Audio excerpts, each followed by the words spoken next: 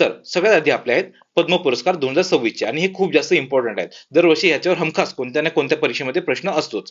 पण त्यातल्या त्यात बघायला गेलं तर भिकल्या लाडक्या धिंडा आणि रघुवीर खेडकर हे आपल्यासाठी ह्या वर्षीसाठी खूप जास्त इम्पॉर्टंट आहेत. कारण की हे दोघंच्या दोघं पण महाराष्ट्राच्या कला क्षेत्रातून आलेले आहेत. तर हे आपण शेवटी करू, पण त्याच्या अगोदर आपण हे सगळं एक एक करून बघू. ठीक आहे.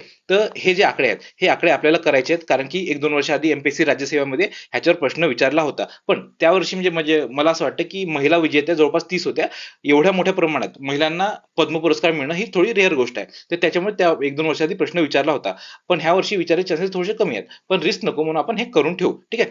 बघा, एकूण 131 जणांना मिळाला होता. त्यातले तर 5 पद्मविभूषण आहेत, 13 पद्मभूषण आहेत आणि 113 पद्मश्री आहेत. 113 लक्षात राहून जाईल आपल्या. ठीक आहे. 113 पद्म. आता बघा, हायरार्की बघायला गेलं तर सगळ्यात वरती असतात आपले भारतरत्न, त्याच्यानंतर पद्मविभूषण, त्याच्यानंतर पद्मभूषण, नंतर पद्मश्री. ठीक आहे. आता बघा, 13, 113, 126 आणि 5, 131 हे लक्षात राहील आपल्या. ठीक आहे. त्याच्यानंतर बघायला गेलं तर महिला विजेत्या 19 होत्या. मरणोत्तर बघायला गेलं तर 16 जणांना मिळालेला आणि महाराष्ट्र त्याच्यापैकी म्हणजे हे जेवढे मिळाले त्याच्यापैकी 15 जणांना महाराष्ट्राचे आहेत. ठीक आहे. 131 पैकी 15 जण महाराष्ट्राचे आहेत.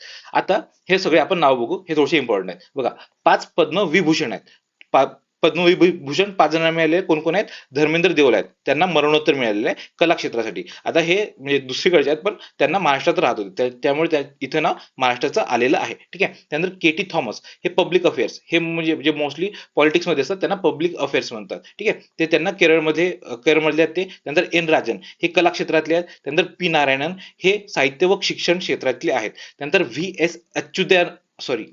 एस अच्युतानंदन हे पब्लिक अफेअर्स, हे पण पॉलिटिक्स मधले आहेत केरळचे. ठीक आहे. तर केरळचे दोघे पण पब्लिक अफेअर्सचे आहेत, केटी थॉमस आणि व्ही एस अच्युतानंद. ठीक आहे. तर हे लक्षात ठेवा नाव. धर्मेंद्र देओल तर हे महाराष्ट्राचे आहेत. तर महाराष्ट्राचे असे एकच आहेत की ज्यांना पद्मविभूषण आहे. त्याच्यानंतर महत्वाचे पद्मभूषण. आता पद्मभूषण किती जणांना मिळालेलं आहे? 13 जणांना. त्याच्यापैकी हे 5 जण नावं लक्षात ठेवायचे आहेत, कारण की एक तर महाराष्ट्राचे आहेत किंवा बाकीच्या पण म्हणजे थोड्याशा रिलेटेड गोष्टी आहेत, तर ते आपल्याला इम्पॉर्टंट आहेत. अलका याज्ञिक आहे, ह्या गायिका आहेत, आपल्याला माहिती आहे अलका याज्ञिक यांचे बरेचसे गाणे आहेत, तर ह्या कला क्षेत्रात महाराष्ट्राचे आहेत. ठीक आहे. त्यानंतर भगतसिंग कोश्यारी हे उत्तराखंडचे आहेत आणि पब्लिक अफेअर्स म्हणजे पॉलिटिक्सचे रिलेटेड आहेत. आता ह्यांचं नाव का घेतलं? कारण की भगतसिंग कोश्यारी हे होते महाराष्ट्राचे गव्हर्नर. ठीक आहे. आधीचे गव्हर्नर होते आणि त्याच्यावर म्हणजे एमपीएससी मध्ये ऑलरेडी प्रश्न विचारून झाला होता. ठीक आहे. तर हे नाव लक्षात ठेवा. भगतसिंग कोश्यारी यांना पद्मभूषण मिळालेलं आहे. पद्मविभूषण नाही आणि पद्मश्री पण नाही, पद्मभूषण आहे. ठीक आहे. त्यानंतर पियुष पांडे हे महाराष्ट्राचे कला क्षेत्रातले मिळाले. आता पांडे महाराष्ट्राचे कला क्षेत्र का बरं? कारण की ते महाराष्ट्रात राहत होते. आता जे पियुष पांडे आहेत ह्यांना मरणोत्तर मिळाले नाही, ह्यांना आपण ऑलरेडी डेथ न्यूज मध्ये कव्हर केले आहे. खूप जास्त इम्पॉर्टंट पर्सनॅलिटी होती. हे जे आपले ऍडव्हर्टाइजमेंट आहेत इंडियामध्ये जेवढे ऍडव्हर्टाइजमेंट आहेत सगळ्यांचे त्यांना म्हणजे हे म्हणतात बाप माणूस होता ऍडव्हर्टाइजमेंटचा. ठीक आहे. तर हे आपण मरणोत्तर मध्ये म्हणजे सॉरी डेथ न्यूज मध्ये कव्हर केलं होतं.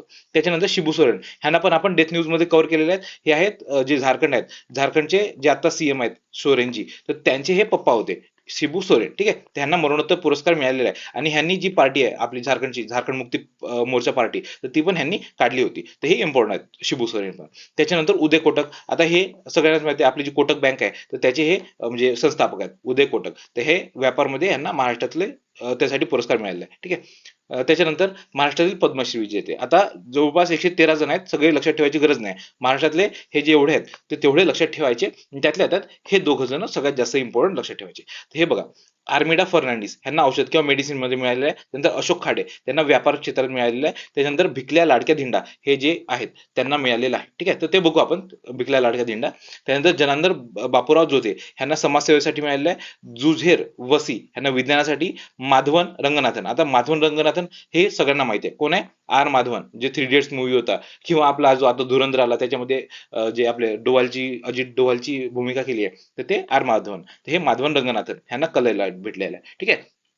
त्यानंतर रघुवीर खेडकर ह्यांना पण कलेसाठी मिळालेलं आहे. हे जे रघुवीर खेडकर आहेत तेच, ते तमाशाकार होते. ठीक आहे. त्याच्यानंतर रोहित शर्मा. त्यानंतर सतीश शहा ह्यांना मरणोत्तर मिळालेलं आहे कलेसाठी. सतीश शहा हे ऍक्टर होते. ठीक आहे. त्याच्यानंतर सत्यनारायण नुवाल ह्यांना व्यापारासाठी मिळाले आहे आणि श्रीरंग देवाबा लाड हे कृषी क्षेत्रासाठी मिळालेलं आहे. ठीक आहे. तर हे थोडंसं इतर क्षेत्र असतं ते, तर त्याच्यामध्ये कृषी क्षेत्र येतं. ठीक आहे. त्याच्यानंतर बाकीचे महत्वाचे पद्मश्री जे महाराष्ट्राच्या रिलेटेड नाही आहे पण जे इम्पॉर्टंट आहेत परीक्षेसाठी. त्यातल्यात हरमनप्रीत कौर भुल्लर, तर हे खेळ क्षेत्रात मिळालेलं आहे. तर हे ह्यांना पण आपण ऑलरेडी कव्हर केलं होतं. कशासाठी आठवा तुम्ही, ठीक आहे. त्यानंतर सविता पुनिया, हे आपण खेळासाठी कव्हर केल्या होत्या. त्याच्यानंतर प्रवीण कुमार, तर ह्यांना पण आपण ऑलरेडी कव्हर केले. हे तिघेचे ते पण आपण ऑलरेडी करंट अफेअर्स मध्ये कव्हर केलेले आहे, ठीक आहे. त्याच्यामुळे हे इम्पॉर्टंट आहेत. तर प्रवीण कुमार हे पॅरा ऍथलेटिक्स साठी मिळालेले आहे त्यांना. त्याच्यानंतर हे खूप जास्त इम्पॉर्टंट आहेत. व्लादिमीर काय ते नाव, व्लादिमीर मेरी, जाऊ दे वाचून घ्याल. व्लादिमीर एवढंच लक्षात ठेवा. तर त्यांना मरणोत्तर मिळालेलं आहे. जॉर्जियाचे आहेत ते, ठीक आहे. जॉर्जिया खेळ कोणता होता, कुस्ती खेळ. आता कुस्ती खेळ फक्त खेळत नव्हते, ते कोच होते. भारतीय जे जे कुस्तीमध्ये ज्यांना ऑलिम्पिकमध्ये गोल्ड वगैरे मिळालेलं आहे, तर त्यांचे ते कोच होते, ठीक आहे. तर त्याच्यामुळे हे इम्पॉर्टंट आहे. व्लादिमीर असं नाव लक्षात ठेवा. त्यांना पण पद्मश्री मिळालेली आहे, तर हे नाव लक्षात ठेवा. त्याच्यानंतर भिकल्या लाडक्या धिंडा, आता हे खूप जास्त इम्पॉर्टंट आहे, खूपच जास्त.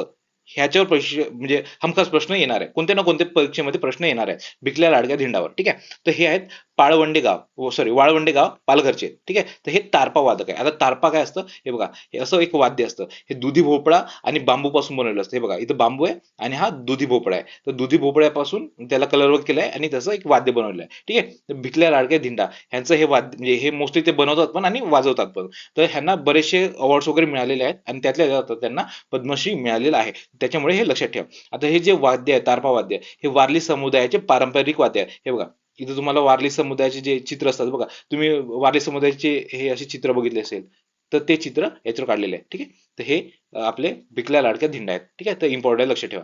त्याच्यानंतर रघुवीर खेडकर, आता हे संगमनेरचे आहेत. कुठलं, अहिल्यानगर, जो आपला अहिल्यानगर जिल्हा आहे, तर तिथलं संगमनेर तालुक्यातले आहेत रघुवीर खेडकर. तर हे तमाशा कलाकार आहेत. तर हे दोघंच्या दोघेही लक्षात ठेवा, इम्पॉर्टंट व्यक्तिमत्व आहे दोघंच्या दोघंही, ठीक आहे. ते अशा प्रकारे आपले हे पद्म पुरस्कार होते, खूप जास्त इम्पॉर्टंट आहेत, ठीक आहे.